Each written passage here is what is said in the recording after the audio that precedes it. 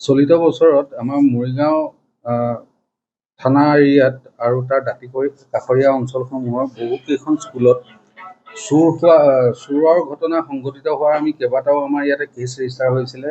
সেই কেছকেইটা মই চমুকৈ কৈ দিছোঁ। মৰিগাঁও থানা কেছ নম্বৰ 83/26, মৰিগাঁও থানা কেছ নম্বৰ 88/26, মৰিগাঁও থানা কেছ নম্বৰ 90/26, 92/26 আৰু 93/26।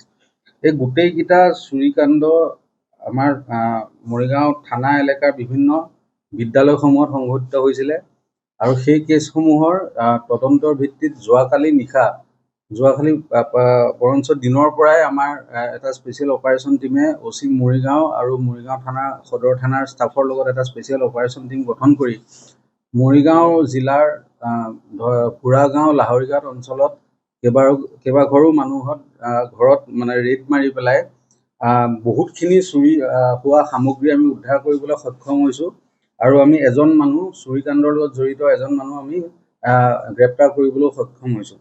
এতিয়া আমাৰ যিখিনি বস্তু ৰিকভাৰী হৈছে, যিখিনি বস্তু আমি উদ্ধাৰ কৰিছোঁ চুৰি হোৱা সামগ্ৰীৰ ভিতৰত, মই এফালৰ পৰা কৈ গৈছোঁ।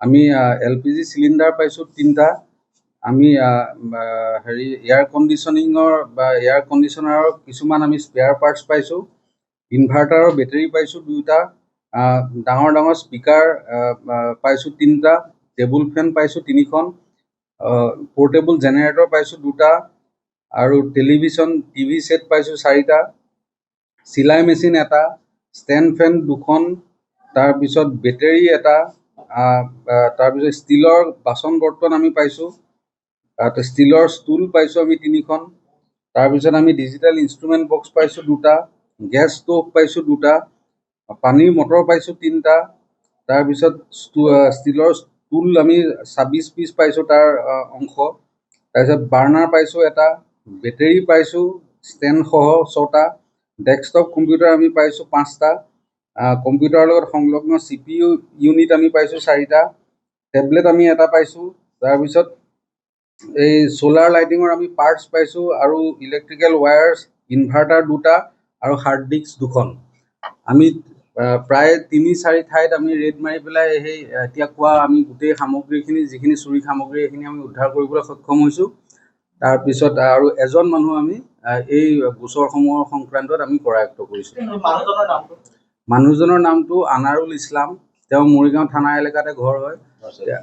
তেওঁৰ আৰু মানে লগত জড়িত আৰু 2-3জন মানুহ আছে। তেখেতসকল কালি যেতিয়া আমি ৰেডটো মাৰিছিলোঁ তেখেতলোকৰ ঘৰত নাছিল, সেইকাৰণে তেখেতসকলক পোৱা নগ'ল।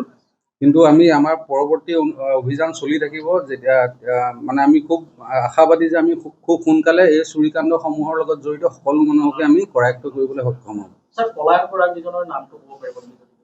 পলায়ন কৰা কেইজনৰ আমি এতিয়া সঠিককৈ নামটো আমি এতিয়া এই প্ৰাৰম্ভিক কালত আমি ক'ব নোৱাৰিম, যিহেতু কেইবাজনো মানুহ জড়িত হৈছে। হয়তো আমি আমাৰ ইয়াত নাম কোৱাৰ লগে লগে তেওঁলোকো সতৰ্ক হৈ যাব। সেইকাৰণে কেইবাজনো মানুহ আছে। আমি পৰ্যায়ক্ৰমে আপোনালোকক আমি যিখিনি আমি পাই থাকোঁ, আমাৰ তদন্তৰ অগ্ৰগতি যেতিয়া হ'ব আপোনালোকক আমি জনাই যাম। আমাৰ চুৰি হোৱা যিকেইটা কেছ ৰেজিষ্টাৰ হৈ আছে, চুৰি হোৱা ঠাই বা বিদ্যালয়সমূহ হ'ল Batabari high school, Chatmaguri ME school, Baidyabari high school, Motiram Bora Adarsh high school Borangabari, তাৰপিছত ভোৰবন্ধা ছেকেণ্ডেৰী স্কুল। এই 5খন বিদ্যালয়ৰ পৰা আমাৰ চুৰি সংঘটিত হোৱা বুলি আমাৰ মৰিগাঁও থানা কেছ ৰেজিষ্টাৰ হৈ আছিলে। সেই কেছসমূহৰ তদন্তৰ ভিত্তিতে এই গোটেই অভিযানটো চলোৱা হৈছিল। গাড়ী দুখন জব্দ কৰা হৈছে। গাড়ী দুখন চুৰি হয় নে নহয় সেইটো আমি এতিয়ালৈকে ধৰিব পৰা নাই। সেইখিনি যেতিয়া আমি পৰৱৰ্তী কালত তাৰ ভেৰিফিকেশ্যন কৰিম, তেতিয়া যদি চুৰি হয় সেইখিনিও আমি এই যিখিনি ৰিকভাৰীত আমি সোমোৱাই দিম।